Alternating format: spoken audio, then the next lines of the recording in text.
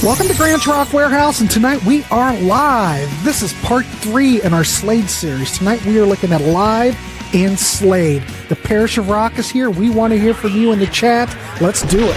Grant is changing the world one track at a time on Grant's Rock Warehouse. You know, ladies and gentlemen, this show has to go on. And look, that is not the Parish. I'm not even sure who that is. I'm Dick Smallwood. We're getting ready to do a show on DC's vaudeville channel, and the flag went up to jump on board here and talk about these Slade gentlemen. There you go. We tried to get the Parish on, but he's evidently having some issues. I don't know exactly what. And since we've already started this, I thought, well, technocracy is not always your friend. No, it's not. This is why the vaudeville area of time was so great. Oh, God help me. Jesus. Wow, we've stuck. I thought this is how we do it. We have a incredible thrash metal show last night, and then here we have a show where we're trying to piece it together. This is what makes it all fun, folks.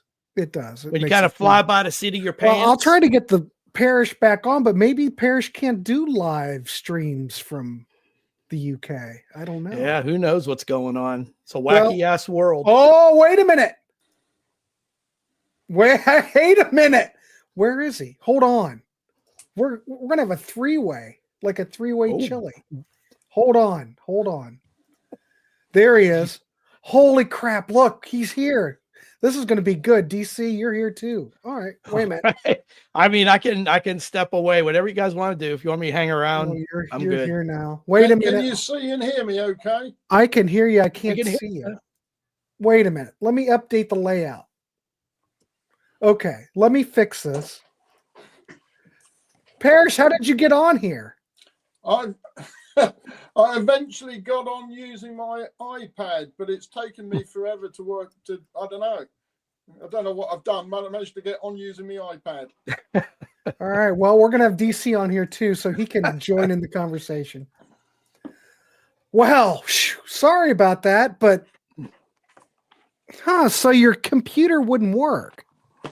It just wouldn't accept the software. I'll have to have a look separately when I've got a bit more time. I mean, it's all web-based. Yeah.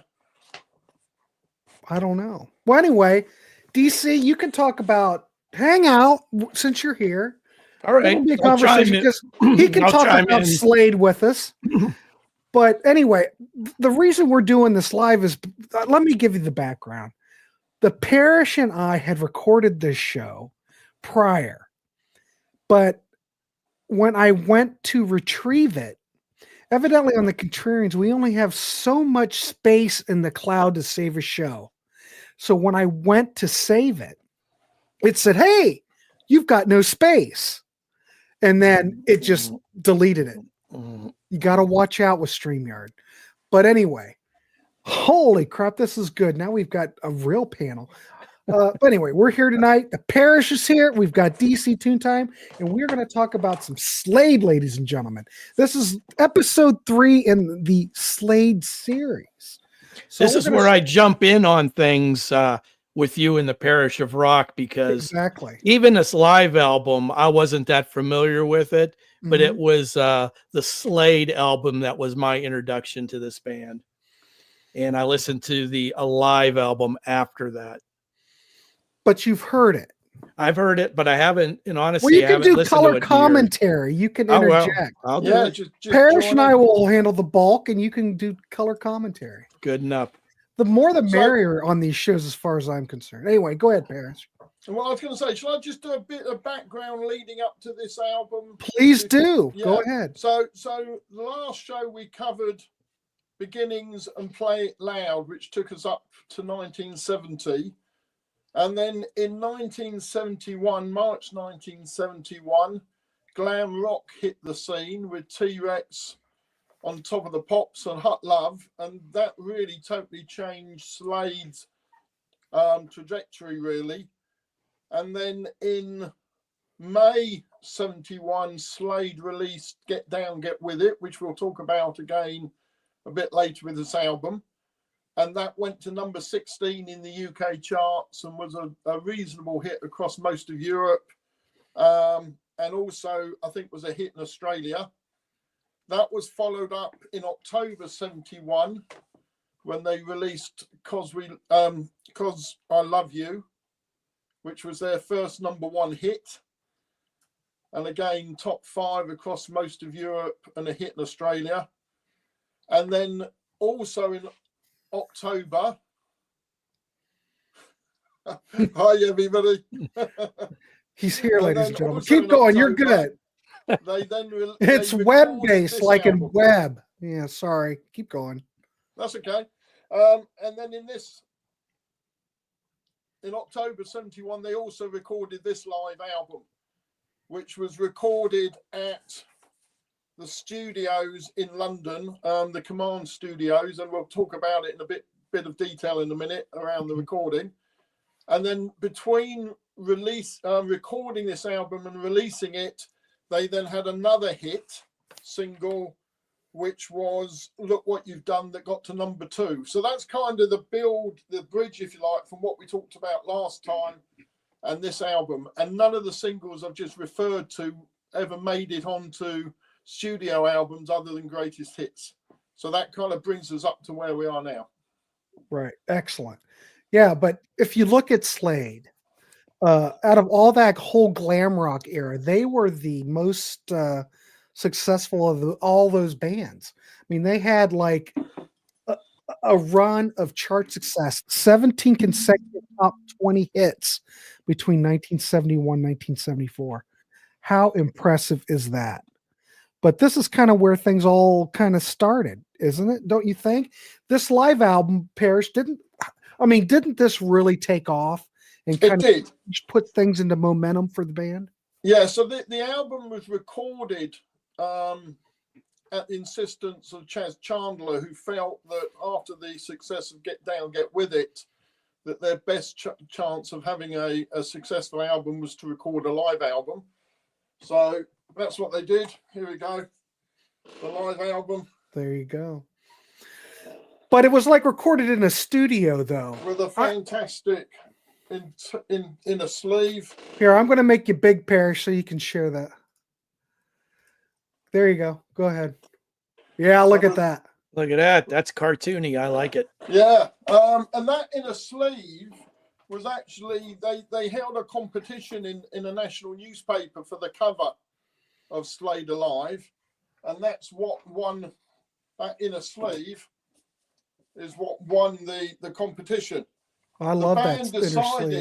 The band decided it wasn't suitable for the front cover, so it went in as an inner sleeve. Although in quite a bit of Europe, that was the cover. So the cover that we're used to was not the cover across most of Europe. It was that internal sleeve. Interesting. I didn't know that. Yeah. And then it was recorded in a studio, but it was recorded in a studio that had an auditorium. So effectively it was recorded live in an auditorium. And it was the people there with the fan club. So they sent out invites to the Slade fan club, and those that were there were members of the fan club. It was recorded across 3 days in October 71, although they only used the middle day, the Wednesday, I think it was, for the actual recording. So what you've got is just a single concert. It's not cut and shuffle from a number of concerts. And it's pretty much live. Well, they're playing live to the fan club. So, I mean, it's live. It's not like in a, Coliseum or some kind of, but they're playing live to the fan club. And Chas Chandler did do a mix of it with some overdub, and Slade just rejected it and wanted the straight recording from the live concert. So what you've got on the album is the actual straight live concert, not with any overdubs or any remixing from there. So it, Slade Alive is exactly that. It's live. Right. Wouldn't you say, though, that if you wanted to sell this band, the cover that we got here in the States, the red with the high contrast black and red, that's the way to go. As much as I like the cartoony visuals on the inside. Actually, it's if you again, if I open it up, you've got the whole cover there. So what you've got is on the front, you can see there, that's Jim Lea, bassist, leaning backwards. That's Noddy Holder. And then on the back, which is a carry through, you got Dave Hill on guitar and Don Powell on drums. So that's a shot from the concert. But I think you almost need to have the whole thing to be able to appreciate it, really. Yeah, it's really a bombastic image of what the band came across audio-wise. And it reminds me a little bit of that first Grand Funk live album, the image used there. It just really brings what that band is all about. Yeah, right there. Well, I would have to think, because this is 72. Well, I don't know. This came out later than it. It's recorded 71, October 71, came out in 72. But that live Grand Funk album, though, which looks very similar. Yeah, a bit earlier. It came out in 71. Yeah. Or was it 70, DC? The concert was 70, and my memory is not clad in iron or steel. It's 70 or 71, but it preceded the Slade release. But the beautiful thing this is my take on that live album. The beautiful thing about it is that we're talking 1972. Now, I don't know, when you had the Woodstock concerts, they had a decent PA, but still it was kind of underpowered for what the event was. But they had the option of recording this in an actual studio. So when you hear it, it's a wonderful recording. It sounds like you're right there listening to Slade, but then you also have the audience there, which is also wonderfully recorded. And you can feel the energy in the room. You can feel how the audience responds to the band. So it feels like you're right there with the fan club at the show. That's what I like about it. Here's a real life story for y'all. Now, I had the Slade album, the one that had all the singles cobbled together and everything. I was over at my friend's house. We were having a party. His parents weren't there. We dug into his sister's albums, and I says, "Oh, put this on. I have their other album." Everybody went crazy with this thing playing in the background at this party. It was electric. That album is really, you can kind of feel it. Just, it's very tangible, the energy and everything of that show. I didn't have any idea it was recorded in a smallish venue, but you had rabid Slade fans there. So that bumps it up. It bumps it up. So the other thing about this record is that you've got I'm Like a Shot from a Gun, which is an original track, but you've got like 10 Years After, Hear Me Calling, which is a cover, though you would never know it was a 10 Years After song because there's a lot of covers on here. You've got a Lovin' Spoonful song on here. But the thing is, and when Parish and I talked about this before, you've got a lot of covers on here, but the thing about Slade is that they can do a cover and you really wouldn't wouldn't think it was a cover. No, they make it their own. So what's unusual? Well, there's a few things unusual about the album, I think. Firstly, as you say, out of the 7 tracks, 4 are covers and 3 originals. None of the tracks appear on any other album. So it's not like a live album, which is normally a sort of a live version of a greatest hits. That what you get on this, you don't tend to get on any other album, with one exception, which we'll talk about. And the other thing that's probably unique about this, it's the only Slade album where all the songs are actually spelled correctly. All the other ones. Good point. I never You've got never the put that together. Song titles and all the others. So it's kind of unique for that reason. but obviously an iconic album. We touched upon it last time. Yeah. Grant, but you know, inspired Kiss with Kiss Alive, and that's where the title came from there. Inspired the Ramones with It's Alive. That's where the title came from there. You know, so many bands in the States quote Slade and this album in particular as a huge inspiration onto them, you know. And also in the UK, I mean, even bands that you might not even expect, like the Sex Pistols, you know, quote Slade in this album in particular as a huge influence on why they got into music in the first place. So maybe not particularly well known outside of the UK and probably Australia, because this album got to #2 in the UK. It actually went to #1 in Australia and was #1 over there for about 15, 16 weeks. So it was a huge album, you know, in Australia. So pretty iconic in both those territories, but in the States, obviously almost unknown other than to the hardcore fans. Well, it almost seems like, at least in the States, and this is partially the reason we're doing a series on Slade, because Slade in the States didn't really have a lot of success. A lot of musicians looked to Slade and really put them up on a pedestal. Well, look at Nirvana. Kurt Cobain was a Slade fan. He liked that raw energy. He liked, and the approach that, you know, they took to the songwriting. Of course, Quiet Riot, Come On, Feel the Noise. You know, they did several Slade covers. In fact, if it wasn't for Slade, well, other than Randy Rhoads, but by the time Quiet Riot did any of these Slade covers, Randy Rhoads was way out of the band by that point. Totally different thing. Def Leppard's another band highly influenced by Slade. You mentioned the Ramones already.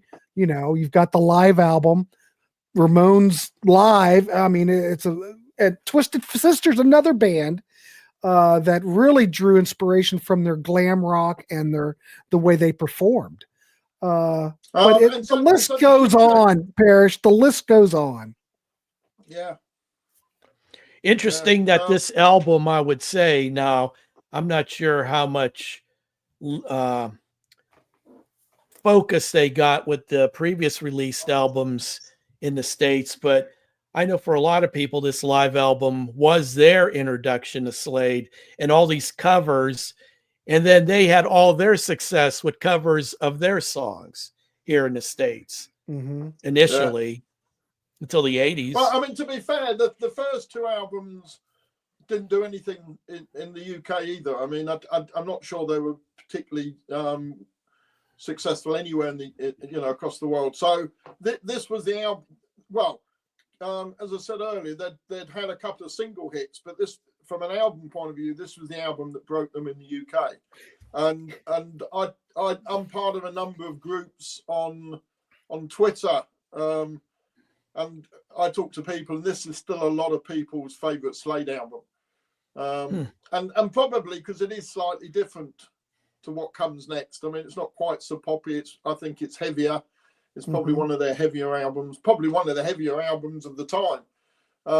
So yeah, it's still a lot of people's favorite album. Oh, sorry, favorite Slade album. It kind of reminds me of the whole Cheap Trick scenario where they put out records, even though Cheap Trick put out more albums prior than Slade did it in this point in the career.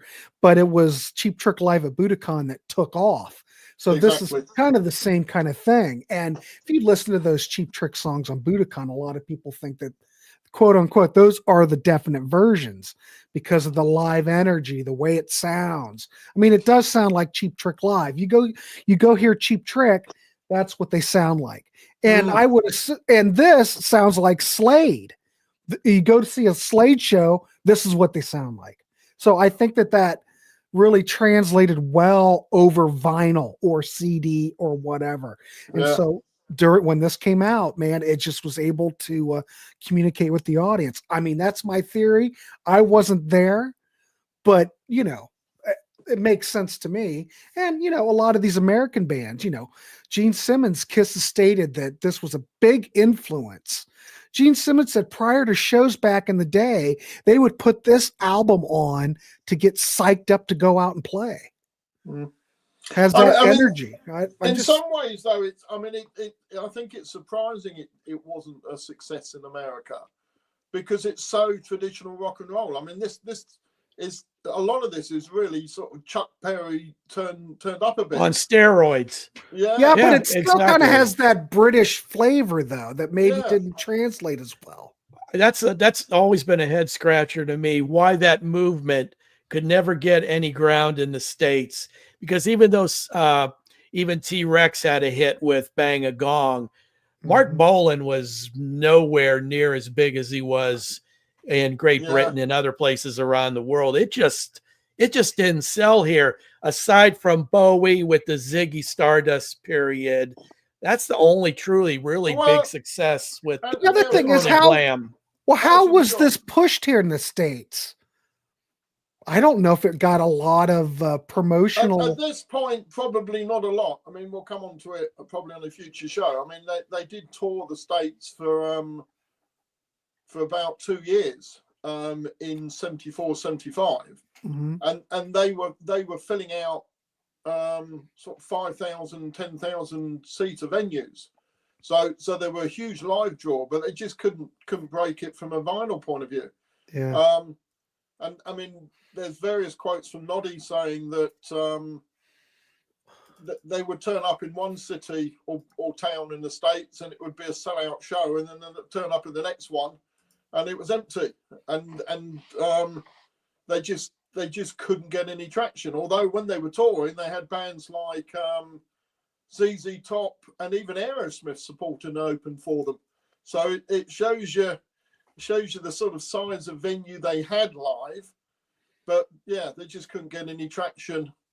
And there's quite a good quote actually from Dee Snider that you mentioned earlier from Twisted Sister, who said that you'd go, kids would go along to the Slade concerts, and they would come out. He said, and it was split down the middle. There was half that thought it was absolutely fantastic and the best thing they'd ever seen, and the other half thought it was the worst thing they ever saw and just didn't get it. And certainly Dee Snider's view is that it kind of just didn't. It appealed to some kids, but a lot of kids it kind of went above their heads almost. That they just didn't understand it really. Well, Webb does have a good point. Slade weren't pretty faces, so that hurts popularity over here. Possibly, but that was before MTV. When MTV took off, that's when you had to look good, because it all mattered about your look at that point. I think there's a case to that. I mean, I'm not sure it's entirely the case, because Elton John was huge, and you wouldn't say he was a pretty face, but he had that glam look to start with. And you'd argue that Mark Bolan did have a pretty face, and he didn't really make it. But I think the biggest issue was at that point was the look, was the makeup, the clothing, the tartan pants, and big ass platform shoes. But Elton John, you have to make this point that Elton John was a lot more commercial than Slade was. Yeah, he was. Yeah, he could write a ballad. I mean, whoever's into that, some of those tracks are perfect for AM radio. So Slade would never fit in over here. No. I'm not saying that they couldn't have, but maybe if they were marketed right. I don't know. But Elton John way more commercial. At least his singles were. Yeah, I agree. So they knew how to sell him better. And of course, on the album, I mean, there's probably two tracks that are worth talking about. One is "Get Down, Get With It," the live version. I mentioned earlier that it was a hit single, but I think the version on here is the definitive version from Slade's point of view. It was a cover of a Chuck Berry song from the late 60s. I don't know if that was a hit in the States. It wasn't particularly well known over here until Slade covered it. And then the other one is "Born to Be Wild," which is a song that's on one of the earlier albums. Clearly the Steppenwolf song, but Slade definitely made it their own. And in every concert, they would actually close the set. The encore would always be "Born to Be Wild," which they continue doing all the way up to 1990. So it was there all the way through. Yeah, that was like a concert staple. Yeah. But you and I talked about this before in the show that ended up in the stratosphere. But you hear me call 10 years after song. You might have known it here, but in the UK they weren't very popular, or a lot of people would not have known that song. So when they did it, it sounds just like a fresh, brand new tune that no one else has ever heard over there. So they were smart. Very heavy version as well. I mean, for those people who haven't listened to Slade and don't know Slade live, I mean, it's definitely worth listening to the album because it's a very heavy album, particularly for 71. Or 71, 72. 100%. Yep. But anyway, most of the reviews for this record, like All Music, gave it 4.5 out of 5. Rolling Stone, I do believe that they gave them a favorable. I can never say that word. Favorable review. One of the people that did really give it a really good review was Robert Christgau. He totally got Slade, and he gave them good reviews on most of their catalogs. Yeah. So some people got it. Now maybe the general public didn't, but a lot of people got it. So there is that. There's some interesting quotes in the centerpiece, the gatefold. And I'm gonna read out a couple. One is one from Paul McCartney, who said, "I don't want Wings to get hoisted into the superstar bracket like the Beatles were. T-Rex and Slade can have that." So you can see the kind of the size that Slade were getting to at that stage, and they were definitely seen as the next Beatles in 72, 73. Bearing in mind the number of number ones they had as well. And then the other one, which always makes me laugh, I mentioned it before, is the quote by Richie Blackmore. I'm just trying to find it now. Just bear with me. Yeah, so Richie Blackmore says they are a good group because they don't care about the notes, and the public want that.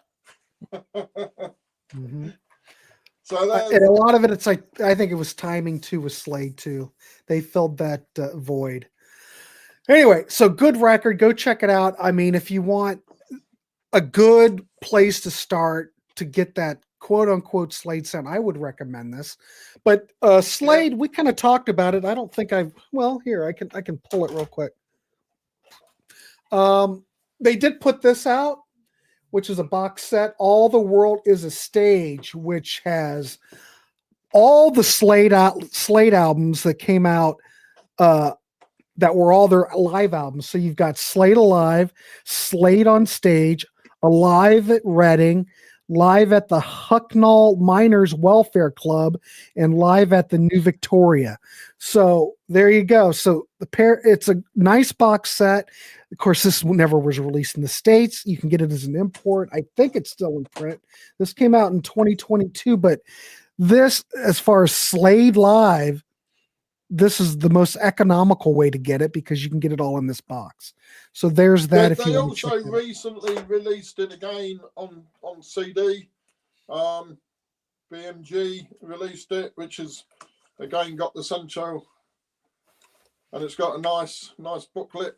Yeah, so you don't get that in the box. It might be in the booklet. No, so it's a good, nice little booklet in there. So that came out last year, so that's definitely worth tracking down if you can.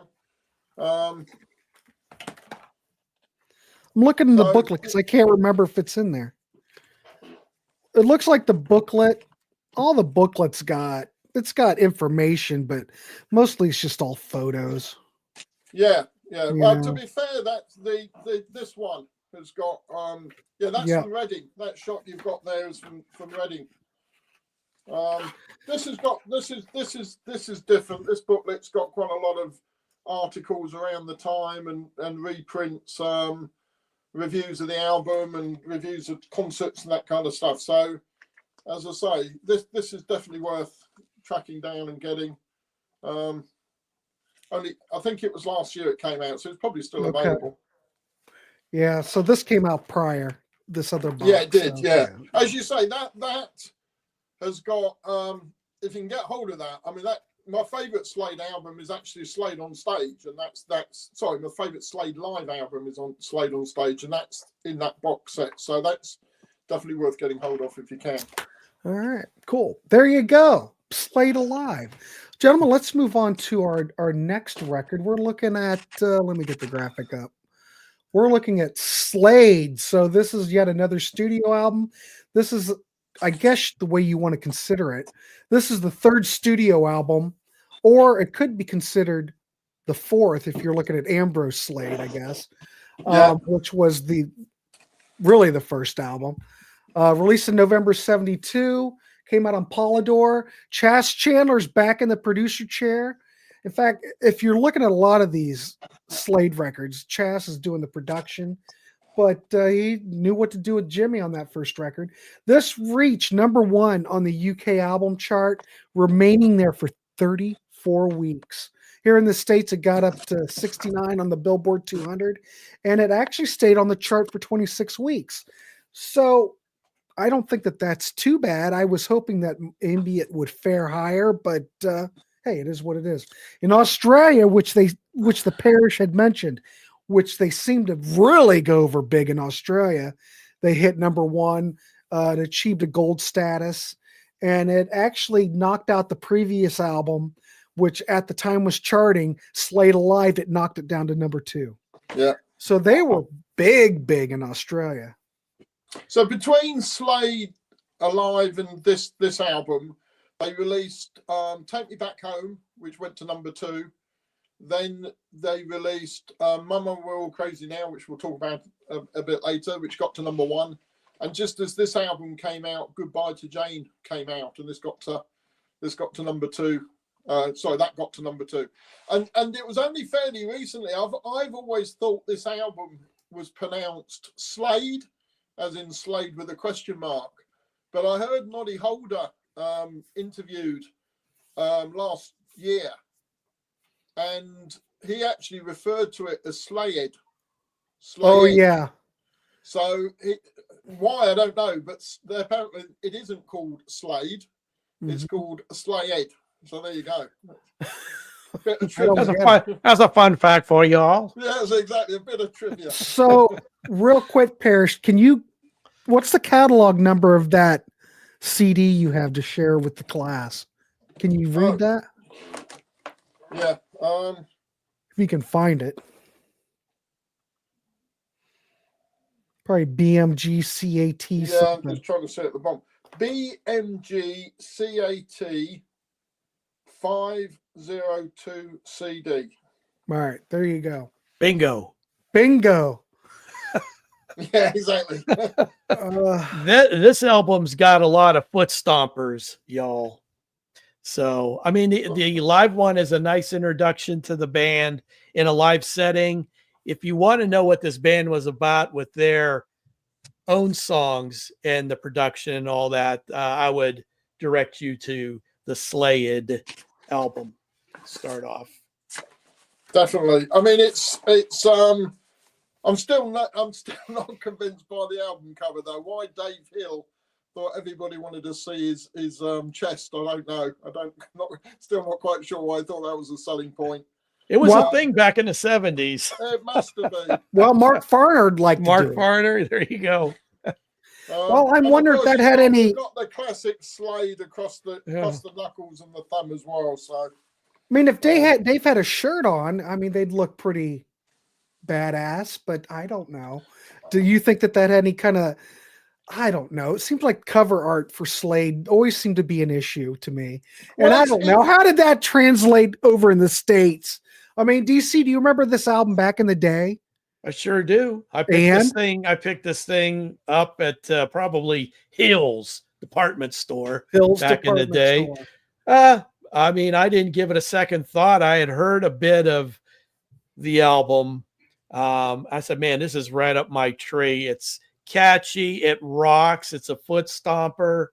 And I know it'll come up later in conversation. Noddy sang the majority of the leads and everything, but with the songwriting, that bass player Jim Lea is got a fantastic ear for catchy rock tunes. Great, right? And his solo album is great too, folks.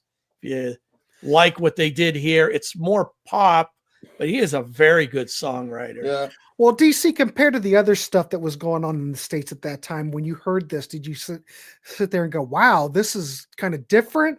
Or did it's a fun rockin' listen, much the same as, well, what T-Rex was doing. It's just so musically catchy, rockin'. It wasn't the more serious stuff that Zepp was doing or Sabbath. It rocked. There's guitars. But it was more of a fun or a pop-natured rock or a foot-stomping rock. It was just a different vibe, which I'm good with. A.L. Val's comment about the violin. I mean, Jim Lea does play violin on quite a lot of songs, and he's dead right. I mean, his violin playing is outstanding. Well, he was like a real musician, I'd say. Yeah. And Cause I Love You, their first number one is very much driven by that sort of fiddle violin playing. So, yeah, it certainly helped put them on the map initially, and is trademark across quite a few of their hits. So certainly something that was a bit different, I think, at the time. I mean, I think for me that coming back to the album cover, the other thing that surprises me is it just doesn't portray the image they had on Top of the Pops at the time. I mean, they were a real glam rock on Top of the Pops, with all the makeup, with all the glitter suits, Noddy's big mirror hat.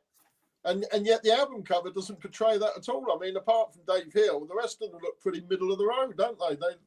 Well, they don't look glam to me. They just look like a rock and roll band. Yeah, exactly. So it is quite interesting that they didn't follow that image for the, well, they didn't really for any of the album covers, to be honest. So it is quite interesting that they had one image for the singles, and maybe they were trying to look more mature for the rock audience for the albums. Maybe it was maybe that was the intention. I don't know. Maybe they were trying to be all things to all people. Yeah. And maybe they would have been better out to really project what they were bringing to the folks. Like I think of that second album by the New York Dolls that shows those guys on stage in all their glory. Maybe if they would have done a color photo of Slade, like their live album, similar, the four of them just on the front cover, with all that color and all that novelty, who knows? Yeah, it's a crapshoot, folks. It is. Well, anyway, Parish, what's your thoughts on this record? Well, it comes as no surprise. It's one of my favorite Slade albums. I do wonder when they had the hit with "Cause I Love You," did they go back and rewrite the names of all the songs and spell them all incorrectly? Because on this album, all of the songs are misspelled. I think we're on to something here, folks. Well, I mean, they do a. They realized they had to change all the song titles to match that. I don't know. I'm surprised of course, they did that Janis Joplin cover of "Move Over" on here. I'm surprised they didn't rename it. Yeah, exactly. But I mean, OVA, move over. Move over. But it kicks off with "How Do You Ride," which I think is a really good album opener. Very heavy song. You got Noddy's vocals, really powerful. You got Don Powell's trademark sort of shuffle drumming. And I think Don Powell, somebody never gets enough recognition, actually. I mean, I think he's a really good drummer. And quite distinctive as well. I mean, you can definitely hear across all of the Slade songs and hits a sound that's quite different to most bands at that time or since, really, with that, as I say, with that shuffle that he does. So yeah, I think the album kicks off really well.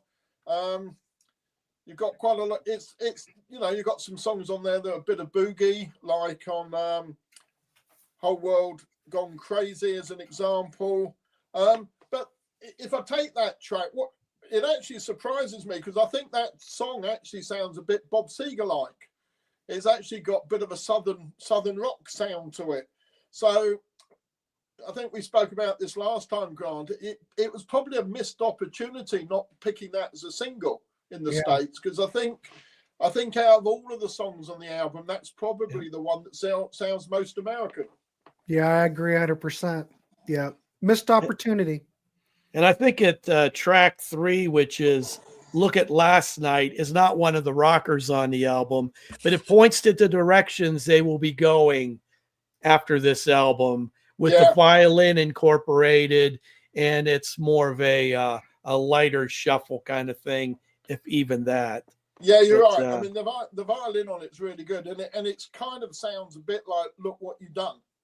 It's almost like part 2 of that song, and you're right. It's got a feel for what they're going to come to when they get to In Flames a couple of albums down the line as well. It's got a similar sound.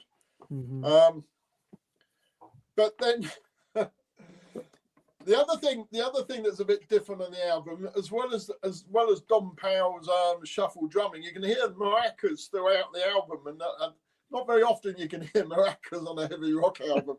So that's quite distinctive as well, I think. Hey, it was glam. You threw everything in. Exactly. And the Did someone say maracas? Woo! He loves maracas. Where's the possum, DC? Is he handy? Well, I'll see if he's in the studio here. He hides sometimes. I saw somebody put a comment. There he is. There's the possum. Hiya, folks. I'm surprised that wasn't a Dave Hill costume, actually. He could have quite easily dressed up. I'm surprised he didn't wear something like that. Yeah, exactly. We like Chuck E. Cheese. So I am curious, though. Does anybody know why they started to do alternate spelling? You think it was because of the success of that one song? Well, it started with "'Cause I Love You." And the story goes that they saw some misspelt. I can't remember this. They come from Wolverhampton, and Noddy Holder said he was in a club and he saw some writing in the toilet wall where everything was misspelt about the time they wrote the single, and he just thought it would be fun to spell it incorrectly, just like he'd seen on the wall. And then they did it once, and that was it. They did it once, and it obviously captured the imagination of the UK at the time. I remember it was all over the press, outrage about misspelling, and it was going to take all the kids of the UK at the time and stop us being able to learn how to spell. Oh my! It got them on the front pages of the newspapers, and I think as a result of that, they decided to keep it going. And it just became a trademark. Yeah. But you have to admit, the songs on this record, everything gelled. This is where everything, at least when I look at it. I know Parish has an album this isn't his favorite record. He's got a different favorite album, but I think this is where everything really kind of gelled for me. And a lot of people. Yeah. The songwriting's good. Mama, We're All Crazy Now is a big single. The Whole World's Going Crazy. Goodbye, T. Jane. I mean, geez. And as you mentioned it earlier, the Janis Joplin song "Move Over." Yeah, I mean, that's a fantastic version, I think. Really is. Yeah, very inspired. Noddy's vocals are excellent on it. The guitar's really heavy. I mean, Dave Hill. I mean, again, Dave Hill never really gets the credit for being as a guitarist, probably because of the look and the image he had and the humor that he kind of gets overlooked. But I think he is a really good guitarist. And definitely. Would you have loved to have heard Slade and Janis Joplin duetting on that "Move Over"? Yeah. Wouldn't that have been something? Yeah, her and Noddy trading vocals. The other thing that I want to mention about this record is when you listen to it, it sounds very live to me. There's not many overdubs on it. I don't think that there's very many, but I do like the production because it's a great balance between studio polish, I guess, some fairy dust drizzled on top, but then it's still very dynamic, and yet it's still raw to some degree. The drums really kick, the guitars are pronounced, and Noddy's vocals, come on, they're right there in the mix. Yeah. Great mix. but there's a little bit of echo, I think, on his vocals, but it gives him kind of a stadium-like quality. I think makes him seem larger than life. It could be a live album for all you could have mixed out the audience, but I think as you said gives earlier, an anthemic feel the way this album sounds. Yeah, I think that's obviously down to Chaz Chandler, who produced it. Mm-hmm. Chaz was also their manager, so he had a big part to play with Slade. And coming back to the drums, Don Powell's drums were all recorded in the corridor of the radio, not just on this album, but on every album. To get that kind of echoey sound, he was always stuck. Chaz Chandler always stuck. It's like what Kiss did with Creatures. Didn't they put the drums at the bottom of a stairway or something? Yeah, probably. Yeah. Same kind of approach. Yeah. Just to get that echoey sound to it. So, and then you got the two big hits, Goodbye to Jane, which was number 2, and Mama We're All Crazy Now, which is one of their iconic songs. Certainly here in the UK, number 1 hit. And if you listen to 70s radio in the UK, it's still frequently played as one of the hits. So, and really a glam rock anthem, along with a couple of others, as we know. Quiet Riot covered it, and I'm sure a few other people have as well over the years. The other thing I want to mention real quick is I'm wondering, they put out other this was at the commercial peak, though. That's probably why a lot of people look at this favorably and hold it in the high esteem, and I totally get it. It's a great record, but the thing is, there are other Slade records we're going to be looking at in the catalog that are also very worthy to own and to take a listen to. So, but you have to admit, if I was going to recommend something, actually, I think I would recommend both of these, Slade Alive and Slade. Both. If you're looking for like a gateway drug to the band, I think both of these are worthy. Now, when we're looking at the Ambrose Slade album, I don't think I'd start with those. I think Parish, we talked about that before. Yeah. I don't think I would start out with those, but man, this record and Live, I think would be both fine records to start out with. Well, the both of them sum up Slade in different ways. I mean, Slade Alive sums them up because they were one of the best live bands of the 70s and 80s. I mean, I must have seen them about 20 times in the late 70s and early 80s, and they were certainly the best band I ever saw live. And what you also found was The Who and Led Zeppelin and bands like that. They always quoted Slade as the band that kept them on the toes that they had to be. I think we spoke about this before, that actually Robert Plant comes from the same town as Noddy Holder, and they were actually rivals in the 60s. And at one point, Robert Plant actually auditioned for Slade in the early 60s. The mid-60s. And if you listen to Robert Plant, he turned them down. And if you listen to Don Powell, they turned him down. So I'm not sure which is actually true. We may never know. No. And we may never know. And Noddy Holder got the gig. And the other bit of trivia is that Noddy Holder's dad was a roadie for Robert Plant's band in the mid-60s. So there was a tight group there.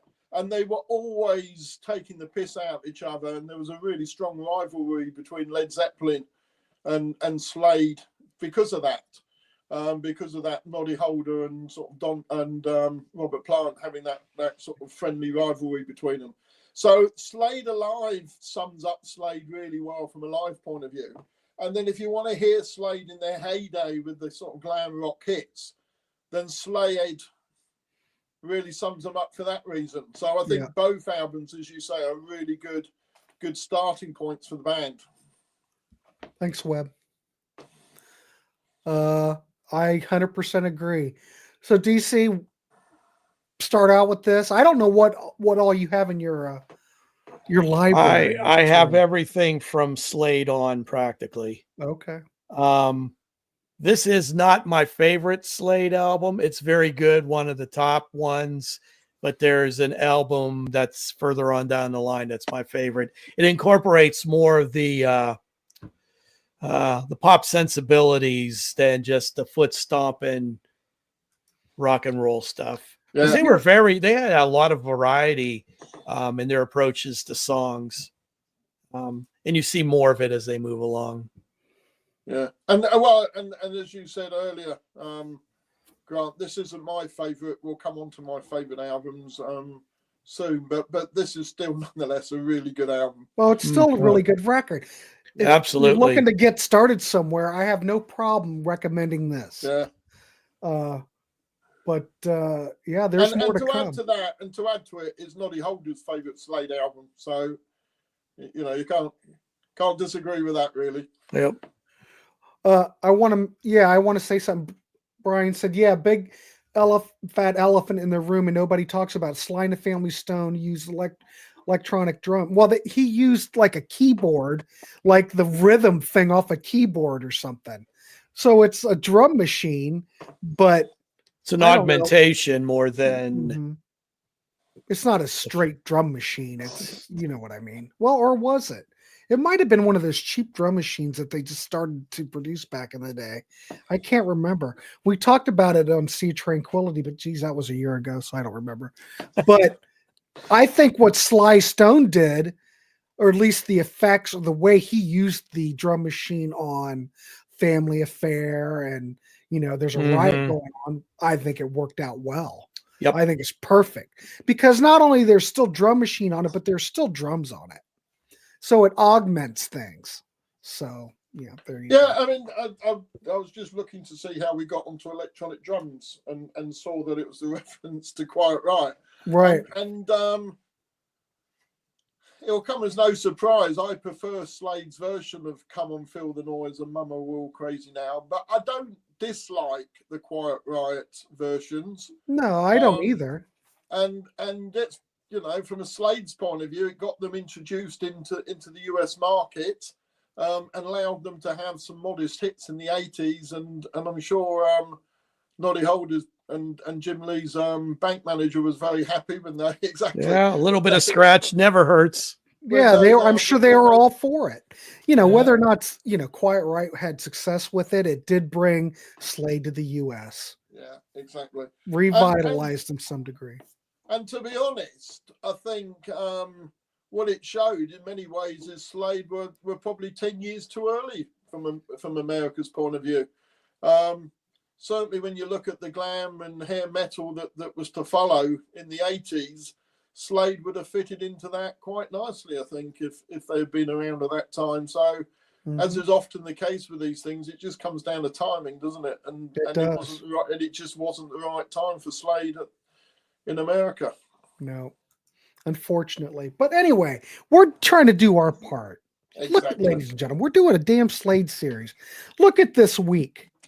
Yesterday we did thrash. I had the Count here, and I had Tony Dio here. Tonight we're talking Slade. Thursday we're talking the Osmonds. Oh wow! Come on. Another Come on. Another glam rock band. Another glam rock band. You're not going to get that variety anywhere else, folks. It's glam week. It's glam week. Yeah, exactly. Well, of course, you look at those old pictures of the Osmonds, it looks like they're dressed like Elvis.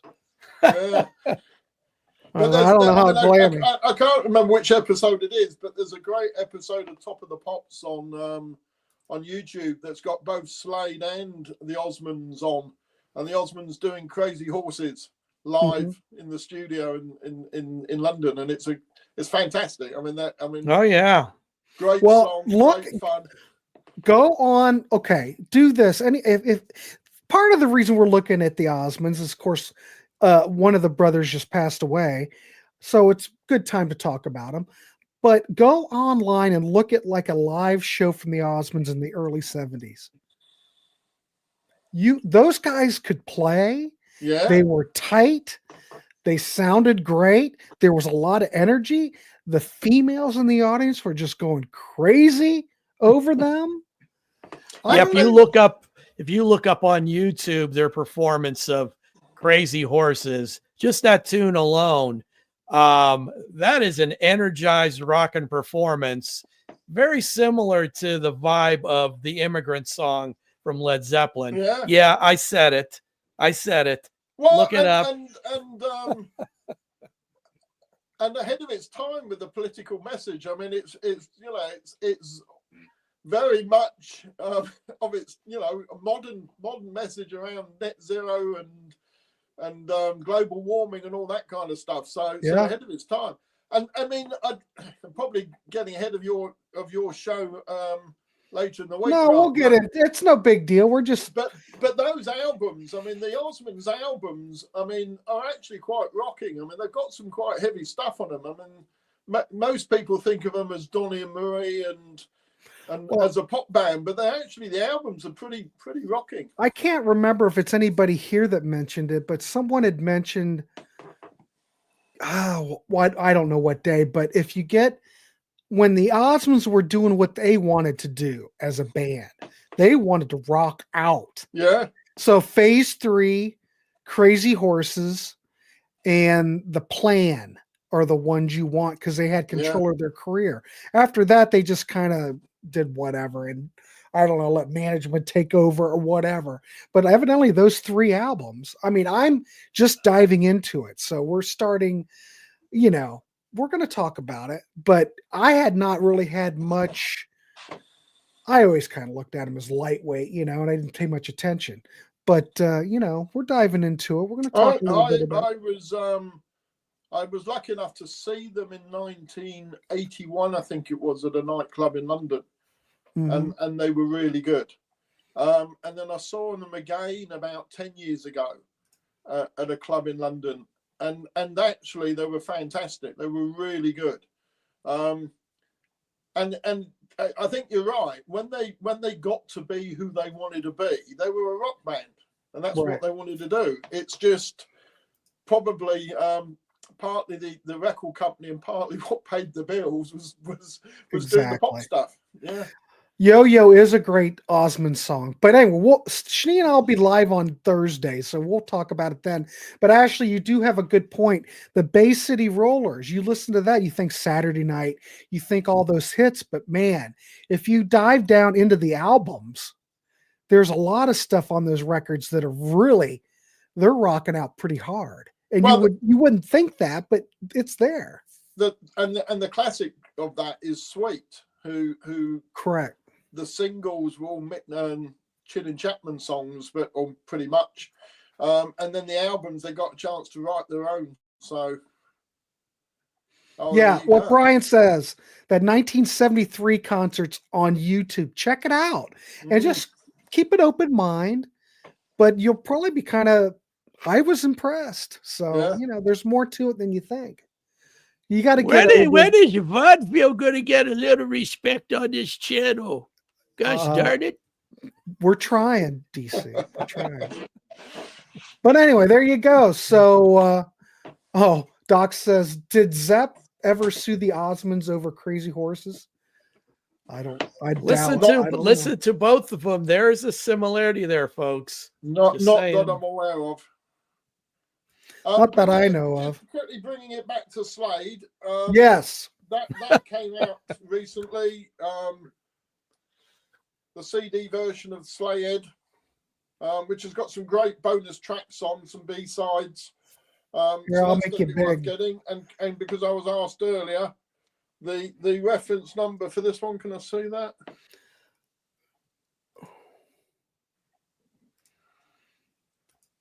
No, I can't.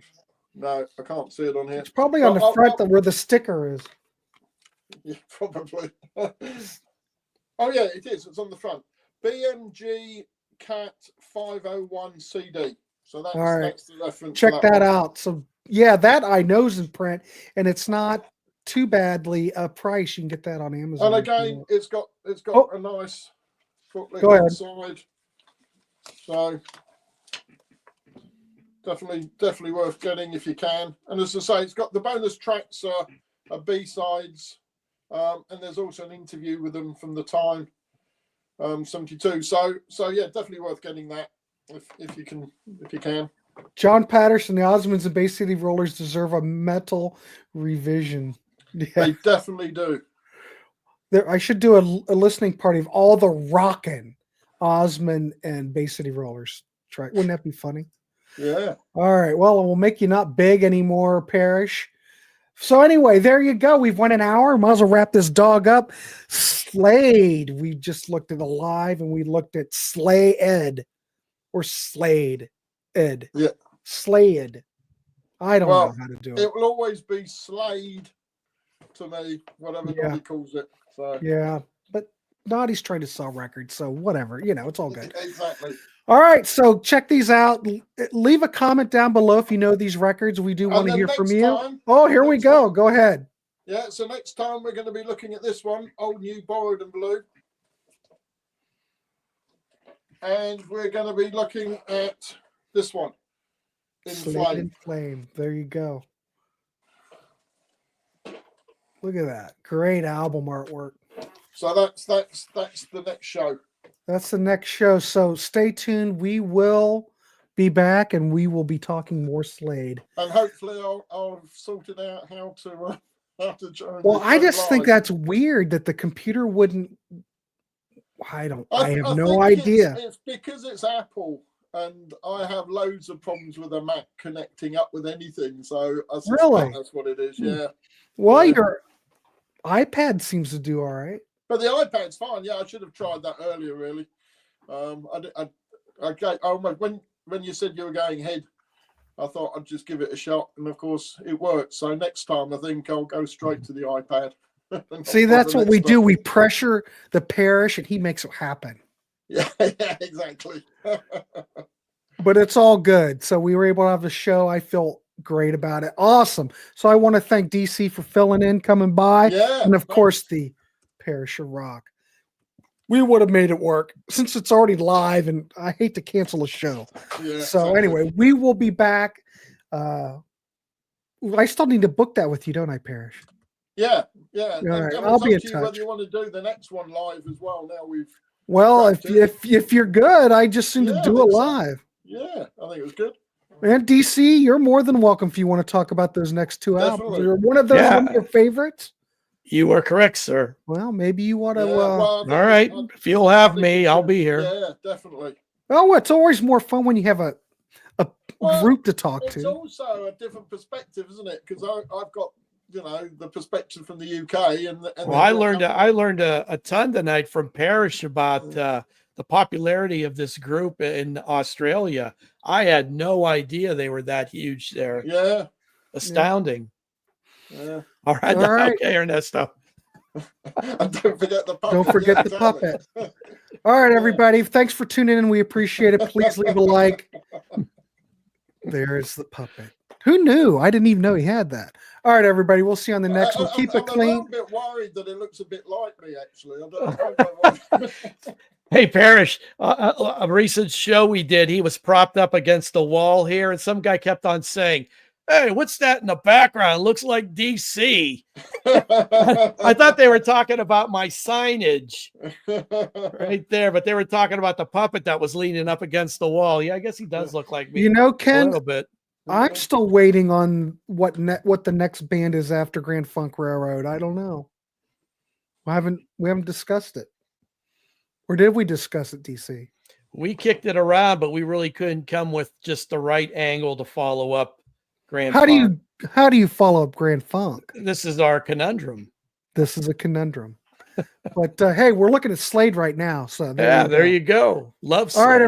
All right, everybody. Thanks, gentlemen. We will see you next time, and keep it clean and wrap the rascal. All right, we'll see you.